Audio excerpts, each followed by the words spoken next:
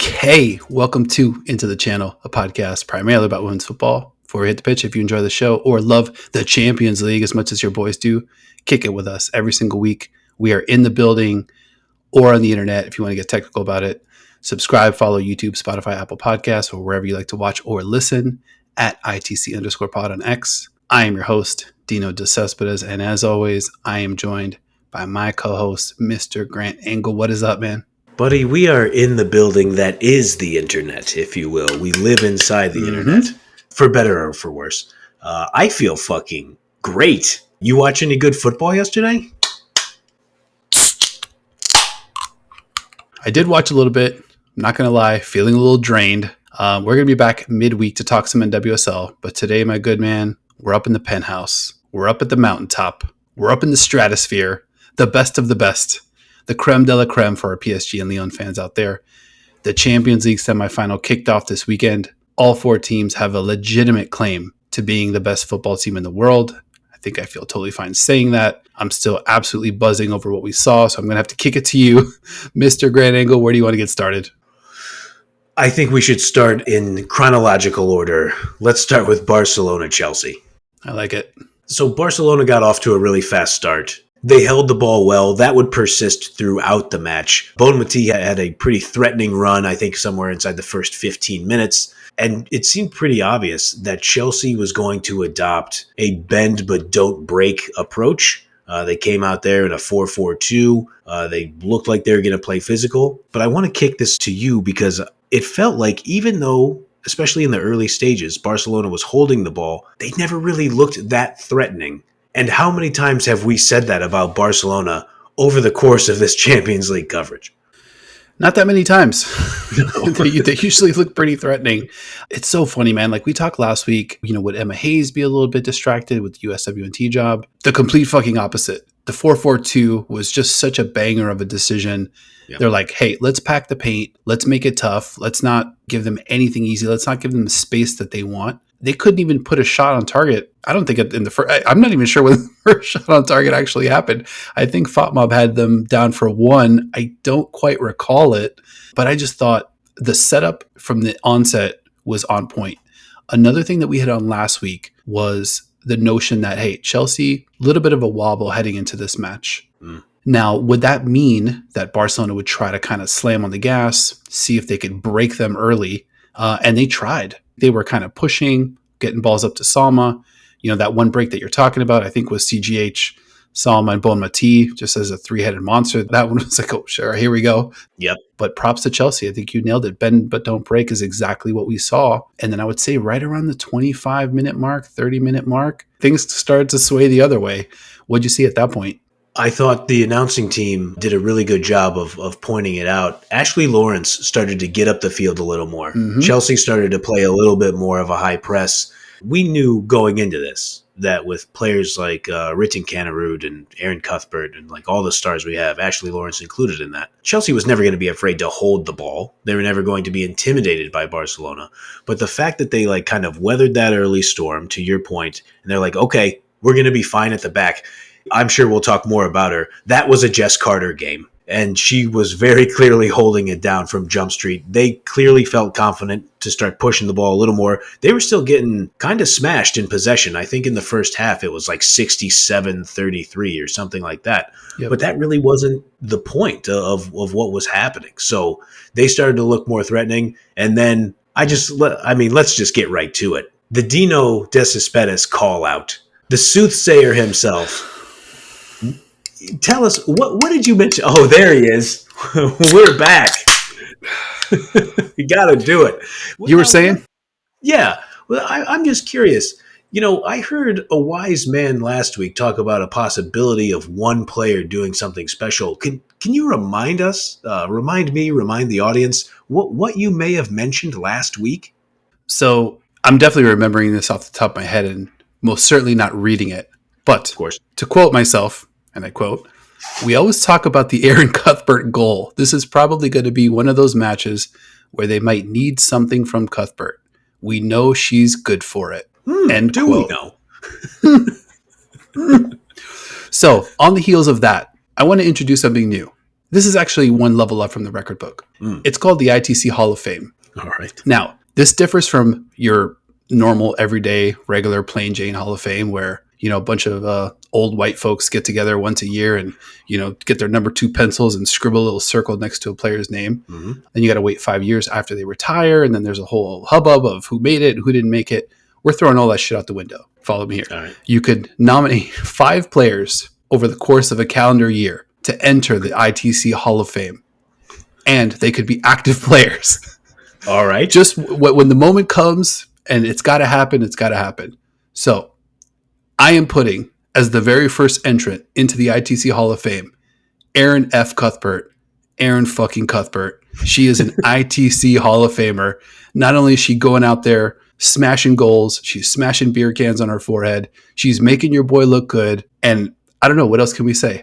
I mean, I just couldn't agree more. Like, for a player to encapsulate the ITC pod, a defensive midfielder wearing the captain C on the left arm, making shit happen when it needs to happen. She is just a joy to watch. Not the flashiest player out there, but still has remarkable skill. I feel like sometimes people do that to like Scottish players or Irish players where they're like, they're a workhorse and they do yeoman's work and, they do kind of all that stuff. Erin Cuthbert has incredible skill. We saw it on that goal. She's able to get the ball over to her right foot, has a little deke to kind of freeze the defender a little bit, gets it over to the right foot and just smashes it past. Kantakoi has no shot at it. Top shelf. That's where Mama hides the cookies. I'm going. I'm watching the thing on delay. I had a work project go on yesterday, so I was completely dark on social media. It was like no spoilers. Appreciate you for making sure that no spoilers were had. I'm going crazy watching the game happen like 10 hours later. Luckily, completely in the dark about the result. But when that happened, it really crept into my mind. Like, I knew Chelsea had a chance to win this thing on the road, which is an insanely tall order anyway. Once that happened, I was like, oh, damn, it might actually happen. It was surprising and at the same time not surprising. And I think it was the ultimate game on type situation. You had the euphoric moment of like, wow, this is becoming a real match. And I think this is as up in the air as it gets. I want to fast forward a little bit to the near handball, Khadija Buchanan. Yeah, I think that is an important turning point in the match. So essentially, Buchanan, she's trying to just play ball denial against Berriuelo, not even let her get it. She's marking her. She's in front of her to try to stop her from getting any kind of pass. They're right by the spot. Her arm is a little extended because she's kind of wrestling with Berriuelo there. Mm-hmm. Ball comes off of her left arm. They immediately call a handball. I'm not going to pat myself on the back, but I thought it was pretty clear from Jump Street that Berriuelo's offside. And if I may, I know you had mentioned that you weren't doing any reading and this is all off the top of the dome. From IFAB, the International Football Association Board, which is not run by FIFA, but FIFA sits on their board and they adopt all their interpretations of the rules. Off the top of my head, Law 11, offside. And if you look at Law 11, Section 2, offside offense, if you are interfering with an opponent by preventing an opponent from playing or being able to play the ball clearly, or obstructing the opponent's line of vision, or you are challenging an opponent for the ball from an offside position, you are offside. So I think we've made it clear we're no fans of VAR on this podcast for the most part, but that was the right call, and I think VAR worked there. It's unfortunate for Barcelona. It's a little bit of a tough go, but they eventually got the call right. Obviously a tough break for Barcelona. Yeah. We've seen Barcelona go down in this tournament and also in Liga F. And, they always kind of find their way back into their game just because they've got so much quality. In this match, though, it was like Spider-Man meme, just like these two teams looking at each other like, okay, this is really going to come down to like the absolute tiniest of margins. And there was a sense as like Mariona steps up to the spot, ball under her arm, where she's like, okay, now it's like things feel like they're going to be level. And I think if you're a Barca fan, in that moment, you're probably thinking, okay, at the very worst, we're going back to Stamford Bridge level. And I think this just might be the moment that kind of springboards us. We talked about that Villarreal match where it's like 1-1 for a minute. Fridolina Rolfo gets, a little lucky with her cross pass shot, finds side netting. Before you know it, it's 5-1, business as usual for Barcelona. That didn't happen in this moment. And I think it really fucked with their psyche. Like, I think They were looking at this moment as like, all right, this is our reach up and like now we're going to level ourselves moment. We made something happen. Batari just fires it in. We earned ourselves a penalty, and then it gets snatched away. Yep. And I think there was a deflating element to that in the biggest possible way. Kind of felt like Barcelona a little bit rudderless after that. Yep. Kind of felt like Chelsea was just as likely to get the next goal in the match as Barcelona was. And that's just not what we're used to. And then also not what we're used to considering what we saw in the first 20 minutes of the match. I think you're totally right. Rudderless is a really interesting way to describe it. I think it's totally accurate. I mentioned her before. This was a Jess Carter game. She was absolutely phenomenal. Had to deal with Perejuelo all game. Kadisha Buchanan was great. Mm-hmm. Ashley Lawrence was great. Erin Cuthbert was great. I want to shout out Shoka Nuskin also, who was like had some important like interventions, a couple like toe pokes to kind of get the ball out of like some spots that looked like they could start to be dangerous. Nuskin obviously had the assist to Cuthbert as well. I mean, that back line, and then you're kind of holding midfielders and just the midfield in general, that's an absolute clinic on how to play against Barcelona. And you got to think, I mean, Emma Hayes, one of the greatest managers in the world, shout to her for taking some lessons from her old pal Martin Ho and the Braun Battalion as well, because I thought that they kind of employed that. We're going to play a low block. We're going to muck things up in the final third for you, but then we're going to take our chances moving forward, and we're not going to be afraid to do it. Yeah, it kind of reminds me, shout out to our guy, Dan Johannes, too, Lily's dad, who also made reference to Braun maybe developing a little bit of a playbook of how to defend Barcelona. And you got a lot of guff from our audience, like people just kind of giving him shit about, all right, well, all right, we'll see. But he was right on the money. Like he was. That was the recipe. And the beauty of that 4-4-2 setup, you have Myra and LJ up top. And then across the midfield, it's Cuthbert, it's Nuskin, it's Canarud, and it's... who am I missing? It's Leopolds, right? Yeah. So the beauty of that, and then you could also throw Ashley Lawrence in there, because when any of those five got the ball, it was go time. That's like a 3-4 person attack that's super potent.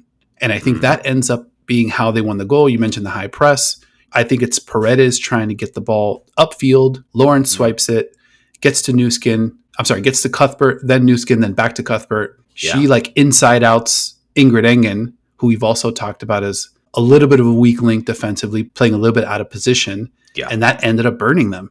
The last thing that I think kind of stuck out was I was really shocked with regard to seeing all those great players on the field at the same time, because I think you really got a sense of maybe not who's world-class, but who's having a world-class game. You know, you mentioned Jess Carter.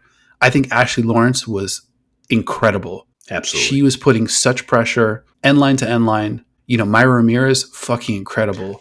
She was bully ball, freight train. And I think on Barcelona's side, Aitana was great. Fridolina Rolfo was great. She was impactful. Salma was great, not her sharpest day. But you kind of saw like players elevate when you had those 22 on the field. Really, really cool to kind of see that. I'm glad you mentioned it. When you first touched on LJ and Myra Ramirez up top, let's talk a little bit more about Myra Ramirez. Because that was, I mean, bully ball is a great way to describe it. She looked so much stronger than the Barcelona defenders in multiple spots. And we talk about Barcelona where, like, this is the best team in the world. I think we can say that going into this tournament. Everybody knows it. It's widely accepted. She was shrugging them off of her. She had the one run where she just basically threw Patri to the ground, and in a clean way of just like, I'm moving forward. I'm entitled to this run forward. Get off me. And she was a menace for her entire time on the pitch during that match. Yeah, monster. She looked like a defensive end, just kind of like just swim move, just kind of fast feet, super powerful. Yeah. You know, she had that chance later in the match that I think she put over the bar. She also drew a foul, you know, if we're going to be like upfront about it, I think on Paredes as well, that didn't go to VAR, but could have easily, I feel like in the Premier League, that's called all day, like all contact, you go down, that's a call. Ramirez was awesome. LJ, not the best LJ game, but to rewind a little bit, the Barcelona psyche, kind of in a rough spot, and shout out to the crowd. Crowd was on level 11. They were great. Awesome. That was a fucking environment right there. But as the match goes into stoppage time, like the desperation from Barcelona to try to get on the board, you know, because like now we're seeing them sort of sell out a little bit more. I actually thought there was a chance for Chelsea to maybe steal a second, because Barcelona was so Oh, sold yeah. out that last 10 or 15 minutes. And for Alexia to put that last touch of the match wide, like, what the fuck? Like, what, like, mentally, like, how do you, like, this is wild, because now you have Barcelona, in your words, best team in the world. I think now that we're kind of like in up for debate territory, because now we're seeing it on the pitch, not to mention the other two competitors that are going at it in France. We'll talk about that one later, literally. But you now have a Barcelona side, quote unquote, best team in the world, going to Stamford Bridge, back against the wall, literal elimination game after getting beat at home, after getting shut out at home. I mean, this is some storybook type sports movie shit that we're about to embark on. I just can't get over this notion of like, where was their head at as, like, you know, the apex team, apex predator, capped off with the Alexia miss at the death. Like, is that silver lining territory? Is that, oh shit territory? Like, this is just not our year territory. What do you think they're feeling like in this moment? I think in the moment it really hurt. And even before that Putellas chance with the last touch of the match, CGH played a perfect ball over the top to Peruelo, who had a left foot.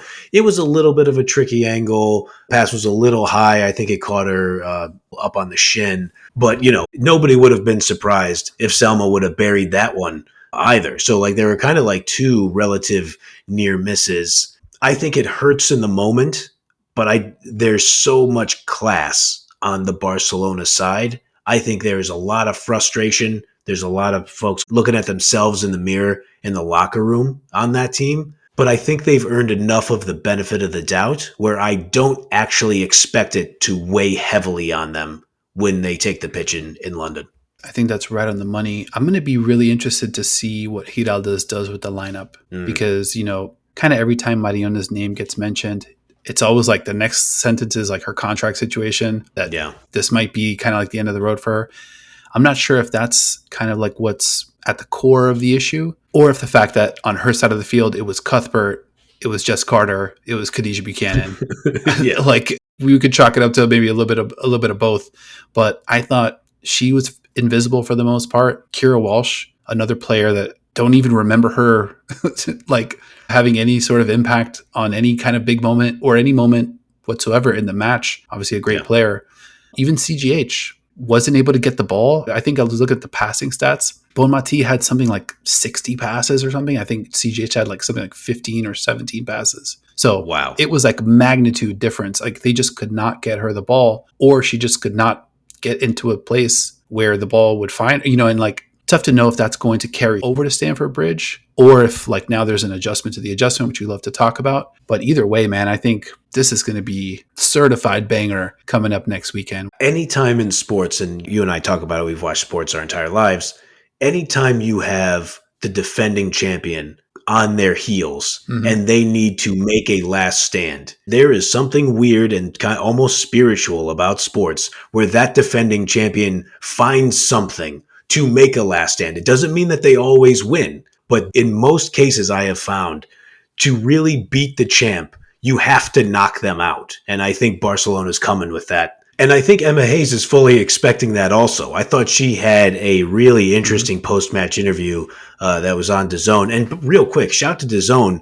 When we first started, the progression by DAZN, even throughout this tournament, in the group stage, you would turn on a match and it would be like dead silence and the camera kind of like panning around the stadium. And now for these matches, you have like a pregame. You have like a full build-up. Now you have a halftime show. You have a post-game show. So shout to them. And the hosts they had were fantastic on it as well.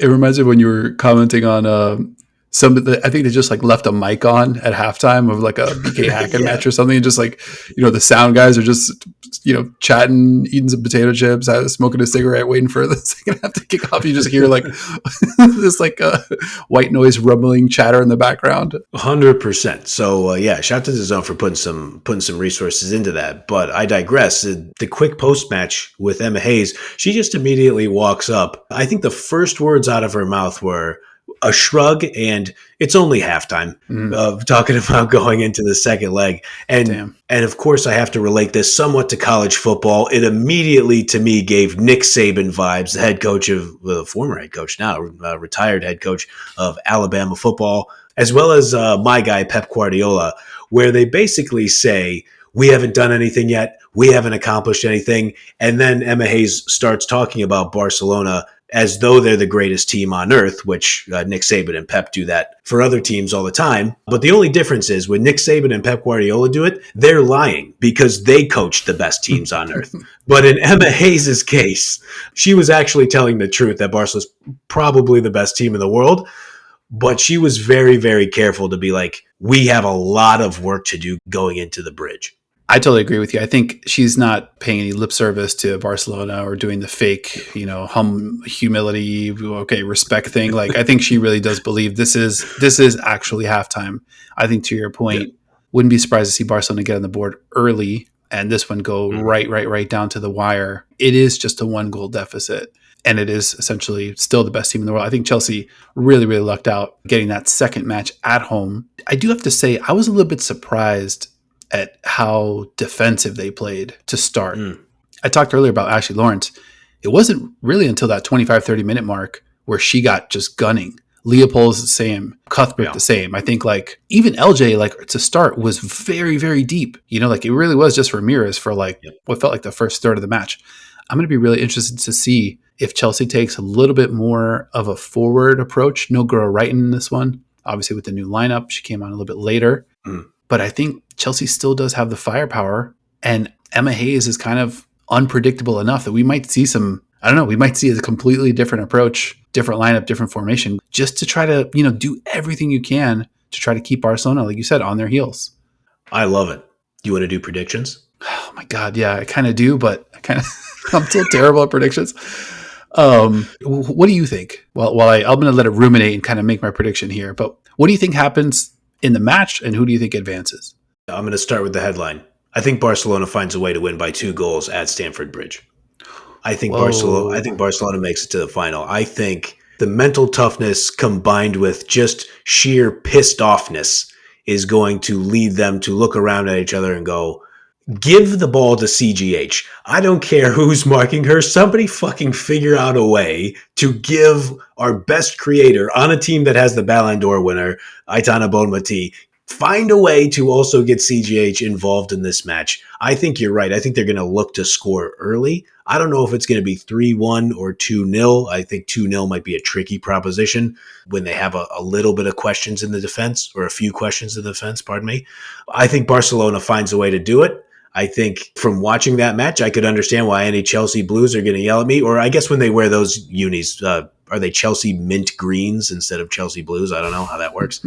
But Chelsea fans, go ahead, yell at me. We love JRK. We love LJ. We love Erin Cuthbert. Our record speaks for itself on that. I'm not in the business of betting against Barcelona, though. I know what I just saw. I know that was at home. I know that was in Catalonia. I remain unconvinced. I'm going to put my money on Barcelona. All right. So I've got 3 words for you. Maybe possibly 2 words. All right. Come on, Chelsea. I think there it is. I think my official prediction for the match, put it on a wax. It's on the internet. I think Barcelona goes up a goal and Chelsea pulls one back. It ends 1-1. Chelsea advances. I love that. Chelsea's too tough. They're too physical.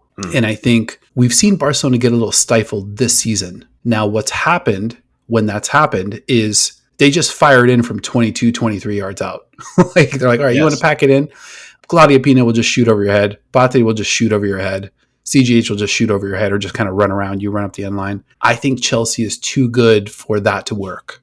So not only will they push Barcelona out, Barcelona's so good, I cannot see them playing 2 matches in a row. No chance. But something's telling me that, I don't know, this Chelsea team is just built to defend this Barcelona side, built to make it really, really difficult for them. And I do think Chelsea will need a goal, to advance. So I could see it going level, on aggregate.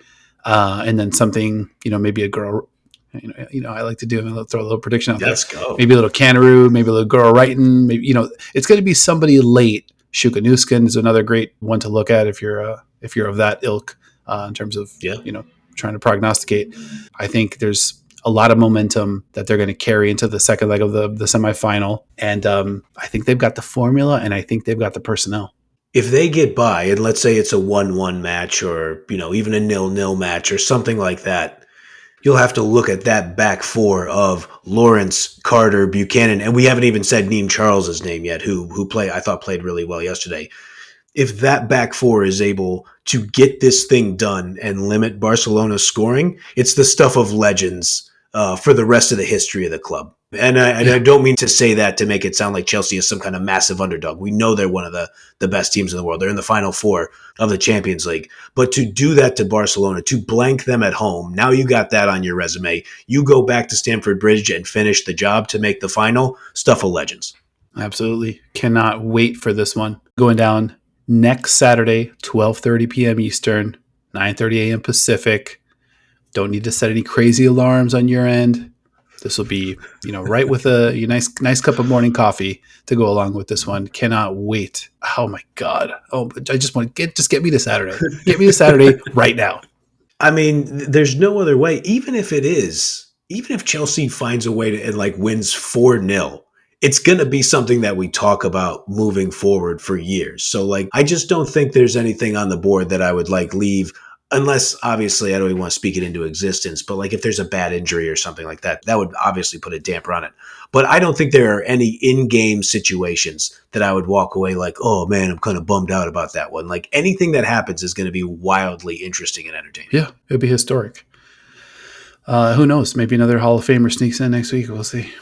You never know. Okay, coming up, we're also going to cover the other certified banger, which took place in Lyon. Not sure what we did to deserve this level of football, this level of drama, but here we are, the world's best sport, wrapping up arguably the sport's best tournament. Let's fucking go. We will break down Lyon PSG from as many angles as we can pack into one show.